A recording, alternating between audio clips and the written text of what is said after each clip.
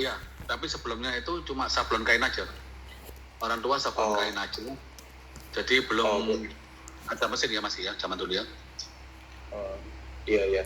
Berarti Om sendiri mimpinnya udah berapa lama begitu diturunin ke Omnya gitu? 20 tahun. Oh, udah lama ya 20 tahun. Udah lama ya. Oke. Terus aku mau tanya juga Om, kalau misalnya Om kan ini mimpin perusahaannya sekarang ya.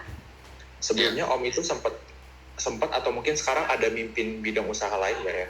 Maksudnya selain di bidang percetakan ini mungkin? Kalau saya sendiri enggak, cuma istri yang lain. Gitu.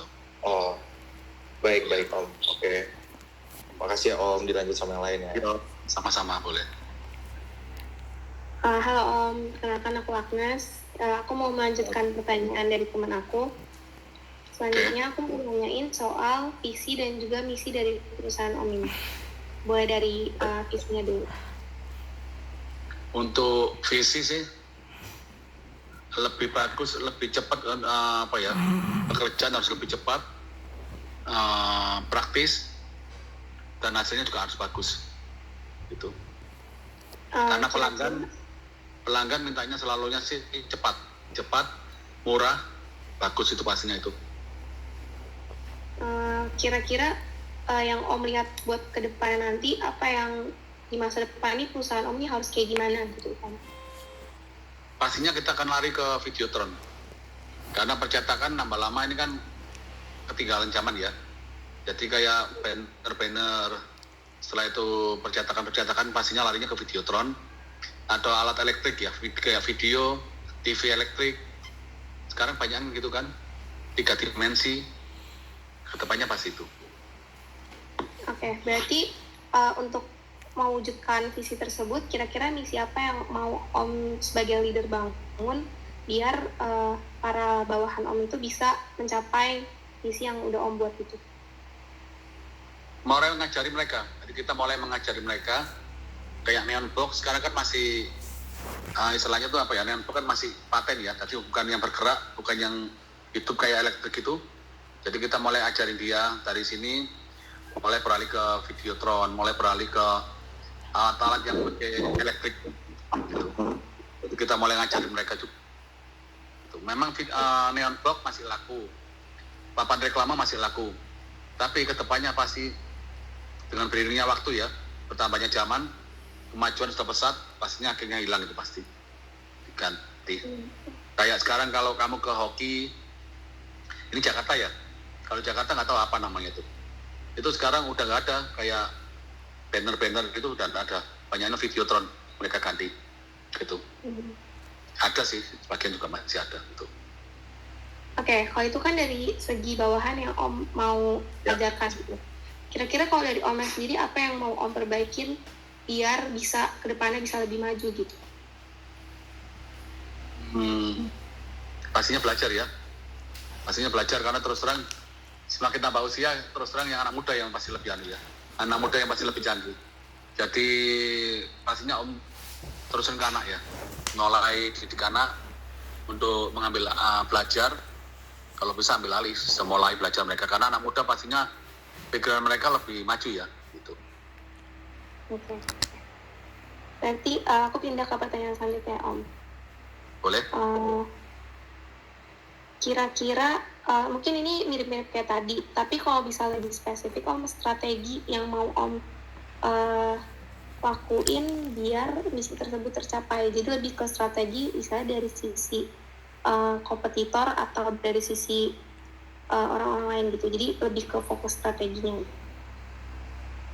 Kalau untuk strategi sementara ini kita tidak bisa ngomong juga, kita ngikuti itu juga permintaan supplier.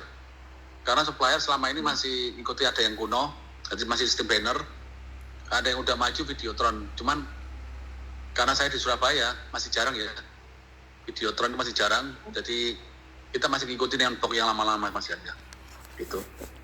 Jadi kita nggak bisa tahu karena kita ngikuti supplier kalau gitu. Oke, makasih Om. Mungkin dilanjutin sama yang lain. Thank you.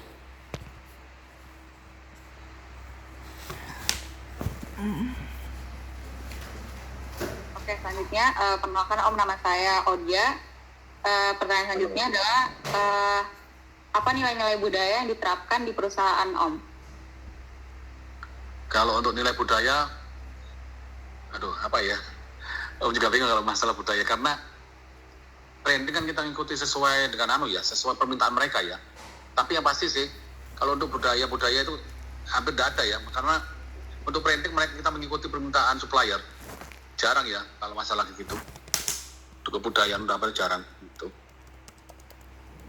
Oke, Om. Terus selanjutnya bagaimana cara Om itu memanajemen tim? Kalau manajemen tim kita pakai sistem. Jadi kita ada sistem namanya Seven Solve. Jadi untuk pemasukan keuangan, pengeluaran barang. Jadi misalnya kita beli banner 80 meter, 3,2 kali 80. Ini pengeluaran bisa ketahuan semua. Nanti segini pengeluaran berapa meter, pakai apa. Ada salah, harapan paling sedikit kita kasih ya 5% lah. 5%, 10% itu untuk buang bahan yang salah. Anggap aja itu sisa bahan yang salah. Gitu. Tapi lebih dari itu, kita minta ganti sama mereka. Jadi anak buahnya Om yang ganti biayanya itu. Kesalahan mereka. Ya, makasih Om. Mungkin Yo. bisa dilanjutkan sama yang lain pertanyaannya. Oke, jadi aku mau nanya nih Om, struggle apa yang Om alamin selama Om memimpin perusahaan? Terus cara Om untuk ngatasin masalahnya tuh gimana ya? Ya pasti saat saya ngalami struggle ini di itu pandemi ya. Semua kena pandemi ini memang semua kena kena efeknya ya. Nggak ada perusahaan yang nggak kena efek pandemi kecuali makanan. Itu pun makanan juga ada yang kena efek. Gitu. Jadi ya kita harus kembali lagi. Jadi waktu pandemi dikurangi, produk kita dikurangi, pekerjaan kita dikurangi. Saya cari, dulu saya stagnan di misalnya perusahaan misalnya A, B gitu. Dari karena saya dikurangi ini saya mulai mencari yang C, D, E, F. Meskipun jumlah mereka sedikit, dulu saya nggak terlalu ambil, sekarang saya ambil. Gitu. Untuk nutupin nilai-nilai yang kurang dulu gitu. Sampai sekarang kan sudah mulai berpenanjak naik kan. Tuh. Oh, oke. Kalau saya mau nanya Om, kalau ada nggak hal yang latar belakangi perusahaan tersebut atau pendirian perusahaan tersebut? Jadi apa yang melatar belakangnya? Yang melatar belakangnya dulu dari orang tua pastinya. Orang tuanya Om dulu sebelum pabrik sablon, dulu mereka perusahaan rokok, akhirnya bangkrut. Akhirnya dia, tapi banyak teman kan dia di Sampurna. Kalau kalian tahu lah kok, sorry ya ini saya kasih nama merek. Sampurna itu kan dulu kan perusahaan paling paling ya terkenal juga lah, sama kayak gudang garam, kayak Jarum. Nah kebetulan papa saya teman baiknya Sampurna. Jadi kerjaannya waktu itu buahnya kayak, tapi sablon ya, zaman dulu sablon. Dari itu sablon, akhirnya papa dikasih kerjaan sablon. Dari papa yang nol nggak ngerti sablon, akhirnya buka sablon gara-gara daripada orderin kasih orang lain, sayang gitu, mending kasih teman.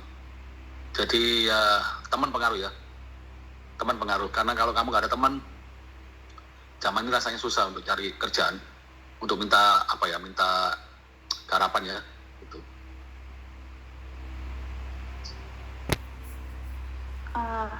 Om mungkin mau menambahkan yang soal budaya perusahaan tadi.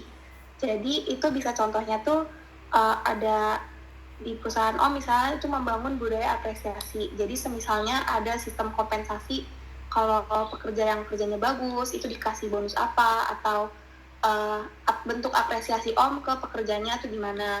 Terus misalnya sistemnya tuh apakah Om menerapkan komunikasi dua arah yang efektif atau lebih ke sisi Om yang lebih banyak sebagai leader gitu. Jadi Om hanya memberi arahan dan mereka hanya mengikuti arahan, atau kayak mereka atau Om sama para pekerja Om itu saling berkomunikasi dua arah, jadi mereka juga ngasih masukan ke Om atau gimana?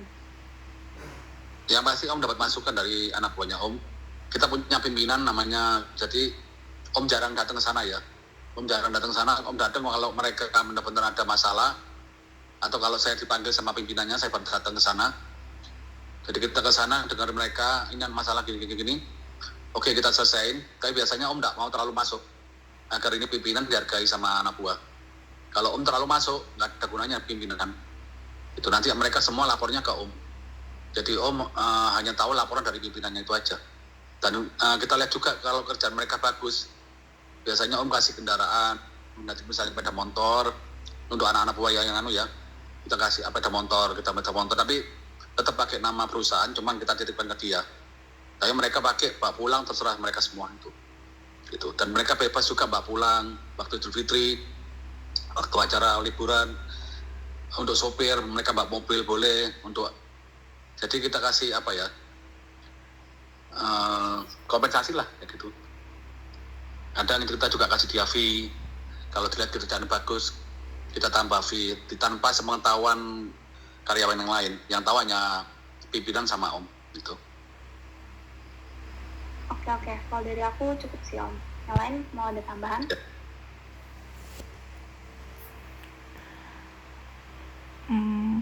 Nggak ada sih, dari aku juga udah oke. Oke deh kalau gitu. Terima kasih ya Om buat waktunya. Sorry udah ganggu waktu Om malam-malam. Yo, ya. Iya, terima kasih. Nggak apa-apa. Ya. Terima kasih. Bye. Terima kasih ya. Yo, foto dulu, Om. Oh foto dulu. Yo. Ya, mau foto dulu Om. Screenshot aja screenshot. Boleh. Yo. Siapa yang mau screenshot? Gua screenshot ya. Oke, boleh. Oke, 1, 2, 3, cheese. 1, 2, 3, cheese. Oke, makasih ya Om. Oke. Makasih banyak Ya, Om. Makasih Om. Ayo. Yo.